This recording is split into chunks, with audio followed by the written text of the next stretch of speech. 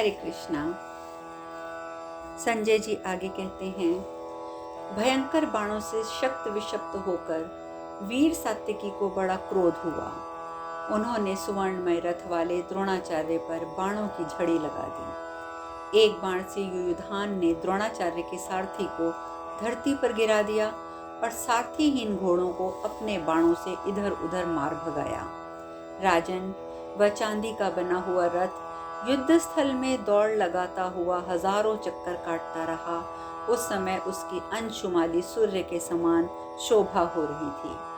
उस समय समस्त राजा और राजकुमार पुकार पुकार कर कहने लगे, अरे दौड़ो दौड़ो, द्रोणाचार्य के घोड़ों को पकड़ो। नरेश्वर, उस युद्ध स्थल में सभी महारथी सात्यकी का सामना छोड़कर जहां द्रोणाचार्य थे वहीं भाग गए। सात्यकी के बाणों से पीड़ित हो उन सबको युद्ध स्थल से पलायन करते देख आपकी संगठित सेना पुनः भाग खड़ी हुई। द्रोणाचार्य पुनः व्यू के द्वार पर जाकर खड़े हो गए। सात्यकी के बाणों से पीड़ित होकर वायु के समान वेग से भागने वाले उनके घोड़ों ने उन्हें वहां पहुंचा दिया। पराक्रमी द्रोण ने अपने व्यू को पांडवों और पांचालों द्वारा भंग हुआ देख सात्यकी को रोकने का प्रयत्न छोड़ दिया और वे पुनः व्यू की रक्षा करने लगे। क्रोध रूपी ईंधन से प्रज्वलित हुई द्रोण रूपी अग्नि पांडवों और पांचालों को रोककर सबको दग्ध करती हुई खड़ी हो गई और प्रलय काल सूर्य के समान प्रकाशित होने लगी। इस प्रकार श्री महाभारत द्रोण पर्व के अंतर्गत जयद्रथ वध पर्व में सात्यकी का कौरव सेना में प्रवेश तथा पराक्रम विषयक 117वां अध्याय पूर्ण हुआ। संजय जी आगे कहते हैं, कुरुवंश शिरोमणे द्रोणाचार्य तथा कृतवर्मा आदि आपके प्रमुख महारथियों को जीतकर नरवीर सात्यकी अपने सारथी से हंसते हुए बोले, सारथे, इस विजय में हम लोग तो निमित्त मात्र हो रहे हैं। वास्तव में श्री कृष्ण और अर्जुन ही हमारे इन शत्रुओं को दग्ध कर रहे हैं। देवराज के पुत्र नरश्रेष्ठ अर्जुन के मारे हुए सैनिकों को ही हम लोग यहाँ मार रहे हैं। उस महासमर में सारथी से ऐसा कहकर धनुर्धर शिरोमणि शत्रुसूदन शिनि प्रवर बलवान सात्यकी ने सहसा सब और अपने बाणों की वर्षा करते हुए शत्रुओं पर उसी प्रकार आक्रमण किया जैसे बाज मांस के टुकड़े पर झपटता है। सूर्य की किरणों के समान प्रकाशमान रथियों में श्रेष्ठ नरवीर सात्यकी आपकी सेना में घुसकर चंद्रमा और शंख के समान श्वेत वर्ण वाले घोड़ों द्वारा आगे बढ़ते चले जा रहे थे। उस समय किसी और से कोई योद्धा उन्हें रोक न सके। भरत, सात्यकी का पराक्रम असह्य था, उनका धैर्य और बल महान था। वे इंद्र के समान प्रभावशाली और आकाश में प्रकाशित होने वाले शरत काल के सूर्य के समान प्रचंड तेजस्वी थे। आपके समस्त सैनिक मिलकर भी उन्हें ना रोक सके। उस समय अत्यंत विचित्र युद्ध करने वाले सुवर्ण कवचधारी धनुर्धर नृपश्रेष्ठ सुदर्शन ने अपनी ओर आते हुए सात्यकी को अमर्ष में भरकर बलपूर्वक रोका। भरत, उन दोनों वीरों में बड़ा भयंकर संग्राम हुआ। जैसे देवासुर, वृतासुर और इंद्र के युद्ध की गाथा गाते हैं, उसी प्रकार आपके योद्धाओं और सौमकों ने भी उन दोनों की युद्ध की भूरी भूरी प्रशंसा की। सुदर्शन ने सम्रांगण में सात्विक शिरोमणि सात्यकी पर सैकड़ों सुतीक्ष्ण बाणों द्वारा प्रहार किया, परंतु उन बाणों को अपने पास आने से पहले ही सात्यकी ने काट डाला। इस प्रकार इंद्र के समान पराक्रमी सात्यकी भी सुदर्शन पर जिन जिन बाणों का प्रहार करते, श्रेष्ठ रथ पर बैठे हुए सुदर्शन भी अपने उत्तम बाणों से उन सब के 2-3 टुकड़े कर डालते। इस प्रकार तेजस अग्नि के समान तेजस्वी कान तक खींचकर छोड़े हुए तीखे पंख वाले बाणों से पुनः उन्होंने सात्यकी को बीन दिया। वे बाण सात्यकी के कवच को विदीर्ण करके शरीर में समा गए। उन तत्पश्चात राजकुमार सुदर्शन ने अन्य 4 तेजस्वी बाणों का संधान करके उनके द्वारा चांदी के समान चमकने वाले सात्यकी के उन 4 घोड़ों को भी बलपूर्वक घायल कर दिया। सुदर्शन के द्वारा इस प्रकार घायल होने पर इंद्र के समान बलवान और वेगशाली श्री पौत्र सात्विकी ने अपने सुतीक्ष्ण बाण समूहों से सुदर्शन के अश्वों का शीघ्र ही संहार करके उच्च स्वर में सिंहनाद किया। तत्पश्चात इंद्र के वज्रतुल्य बल से उनके सारथी का सिर काटकर शिनिवंश के प्रमुख वीर सात्विकी ने कालाग्नि के समान तेजस्वी छुरे से सुदर्शन के पूर्ण चंद्रमा के समान प्रकाशमान शोभाशाली कुंडल मंडित मस्तक को भी धड़ से काट गिराया। ठीक उसी प्रकार जैसे पूर्व काल में वज्रधारी इंद्र ने सम्रांगण में अत्यंत बलवान बलासुर का सिर काट कर रख दिया था। नरेश्वर राजा के पुत्र एवं पौत्र सुदर्शन का रणभूमि में वध और यदुकुल तिलक देवेंद्र सदृश महामनस्वी सात्विकी अत्यंत प्रसन्न होकर विजयश्री से सुशोभित होने लगे। राजन, तदंतर लोगों को आश्चर्यचकित करने वाली इच्छा वाले नरवीर सात्विकी अपने सुंदर अश्वों से जुते हुए रथ के द्वारा बाढ़ समूहों से आपकी सेना को हटाते हुए उसी मार्ग से आगे चलते रहे जहां से अर्जुन गए थे। उनके इस आश्चर्यजनक एवं उत्तम पराक्रम को देखकर सभी ने उनकी प्रशंसा की। इस प्रकार श्री महाभारत द्रोण पर्व के अंतर्गत जयद्रथ वध पर्व में सुदर्शन वध विषयक 118वां अध्याय पूर्ण हुआ।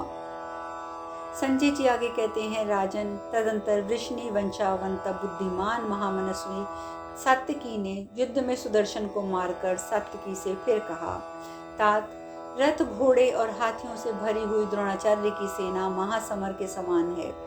उसमें प्राण और शक्ति आदि शस्त्र अस्त्र तरंगमालाओं के समान प्रतीत होते हैं।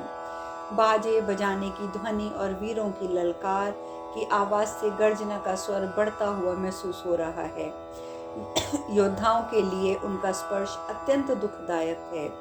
जो विजय की अभिलाषा नहीं रखते, ऐसे लोगों के लिए ये प्राण नाशक भयंकर सैन्य समुद्र दुर्गश था। युद्ध स्थल में खड़ी हुई जलसंध की सेना ने उससे राक्षसों के समान घेर रखा था। उस दुस्तर सेना सागर को अंततः हम लोग पार ही कर गए। उससे भिन्न जो शेष सेना है, उसे मैं सुगमता पूर्वक लांघने के योग्य थोड़े जलवाटी छोटी नदी के समान समझता हूँ।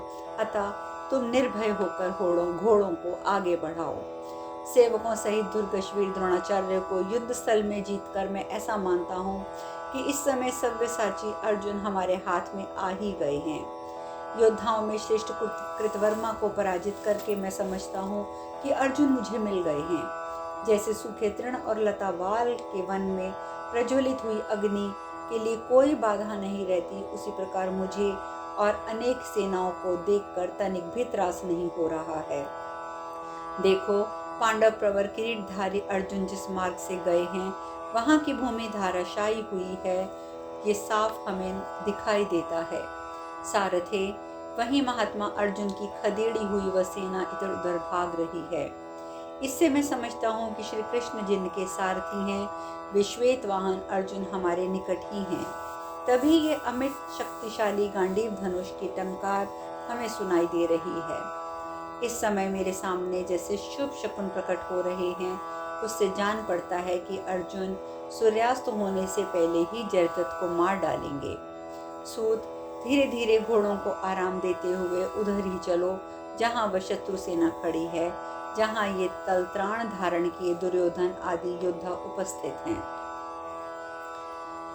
जहाँ कवच धारण किए रण दुर्दम क्रूर वर्मा काम्भोज, धनुष बाण धारण किए प्रहार कुशल यवन, शक्तिराग दरद बर्बर ताम्रत लिप्त और हाथों के भांति भांति के आयुध धारण किए हुए बहुत से मलेच, ये सब के सब जहाँ दुर्योधन को अगुआ बनाकर दस्ताने पहने युद्ध की इच्छा से मेरी ओर मुँह करके खड़े हैं, वहीं चलो। उन सबको युद्ध स्थल में रथ, हाथी, घोड़े और पैदलों सहित मार लेने पर निश्चित रूप से समझ लो कि हम लोग इस अत्यंत भयंकर दुर्गम संकट को पार कर गए। सारथी ने कहा, सत्य पराक्रमी वृष्णि नंदन, आपके सामने क्रोध में भरे हुए जन्मादग्नि नंदन परशुराम भी खड़े हो जाएं तो मुझे ये भय नहीं होगा।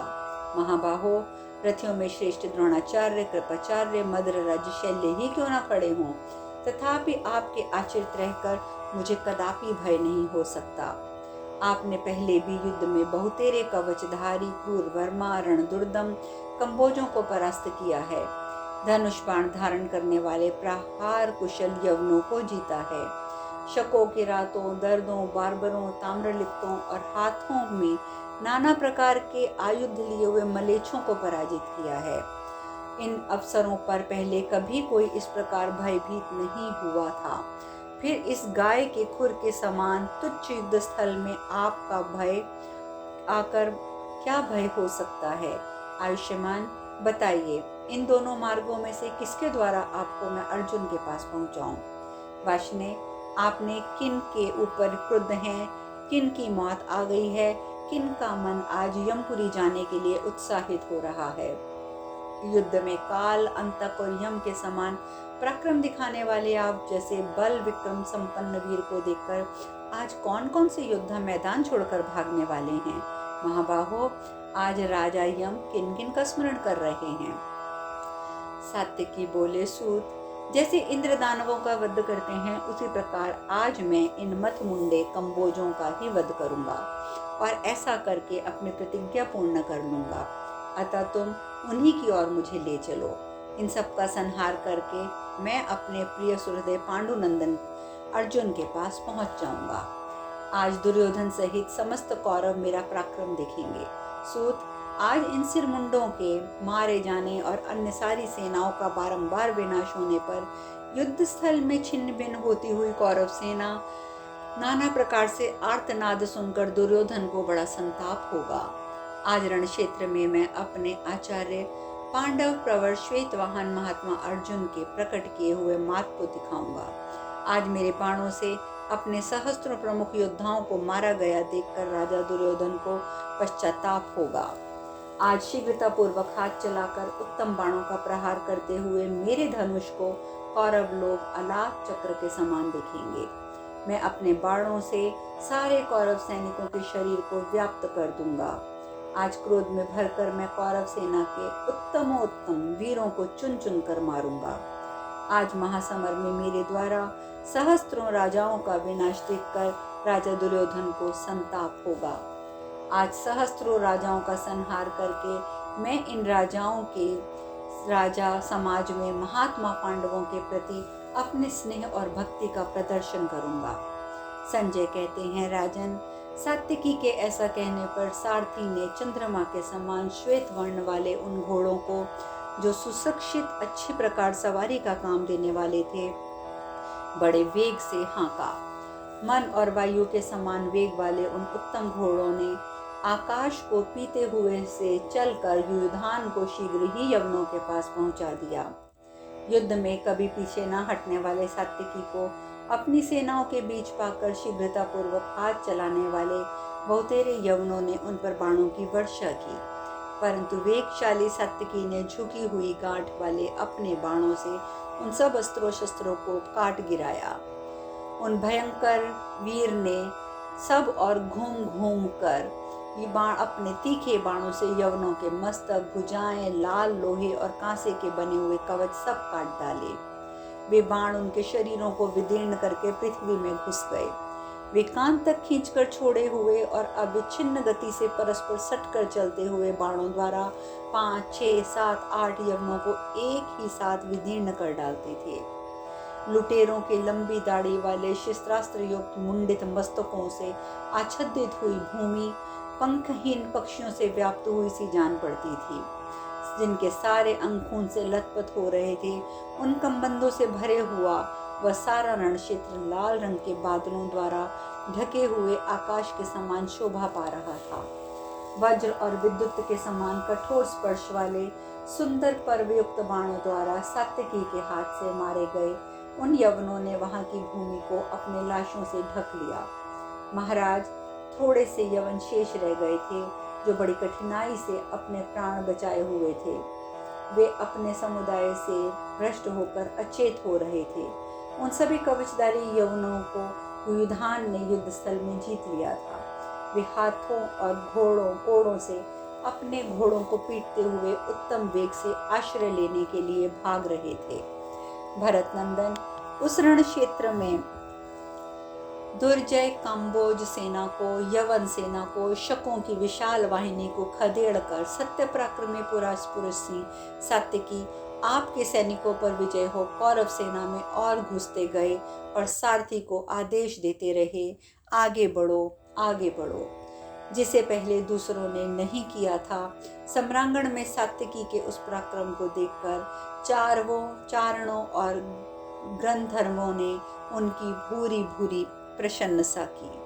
प्रजानाथ अर्जुन के पृष्ठ रक्षक सात्यकी को जाते देख चारणों को बड़ा हर्ष हुआ और आपके सैनिकों ने भी उनकी सराहना की। इस प्रकार श्री द्रोणाचार्य के अंतर्गत जयद्रथ वध पर्व में सात्यकी के कौरव सेना में प्रवेश के प्रसंग में यवनों की पराजय का 119वां अध्याय पूर्ण हुआ। आगे संजय जी कहते हैं, राजन, रथियों में श्रेष्ठ युधान यवनों और कंबोजों को पराजित करके आपकी सेना के बीच से होते हुए अर्जुन की ओर चलते रहे। पुरुष सिंह सात्यकी के दांत बड़े सुंदर थे, उनके कवच और ध्वज भी विचित्र थे। वे मृग गंध की गंध लेते हुए व्याघ्र के समान आपकी सेना को भयभीत कर रहे थे। जो युधान के रथ के द्वारा विभिन्न मार्गों पर विचरते हुए अपने उस महावेगशाली धनुष को जोर जोर से घुमा रहे थे, जिसका पृष्ठभाग सोने से मढ़ा था और जो स्वर्णमय चंद्राकार चिन्हों से व्याप्त था। युद्ध स्थल में मंडलाकार धनुष धारण किए मानव सूर्य सात्विक शरत काल उगे हुए सूर्य के समान वे दीप्यमान हो रहे थे। उनके कंधे चाल ढाल वृक्ष के समान थे। मतवाले हाथी के समान महापराक्रमी सात्यकी जब मध्यस्त्रावी मातंग के समान कौरव सैनिकों के मध्य में खड़े हुए, उस समय आपके योद्धा उन्हें मार डालने की इच्छा से भूखे बाघ के समान उन पर टूट पड़े। वे सात्यकी जब द्रोणाचार्य और कृतवर्मा की दुस्तर सेना को लांग कर जलसंध रूपी सिंधु को पार के कंबोजों की सेना का संहार कर कृतवर्मा रूपी ग्रह के चंगुल से छूटकर आपकी सेना के समुद्र के पार हो गए, उस समय अत्यंत क्रोध में भरे हुए आपके रथियों ने उन्हें चारों ओर से घेर लिया। अब शेष कथा कल।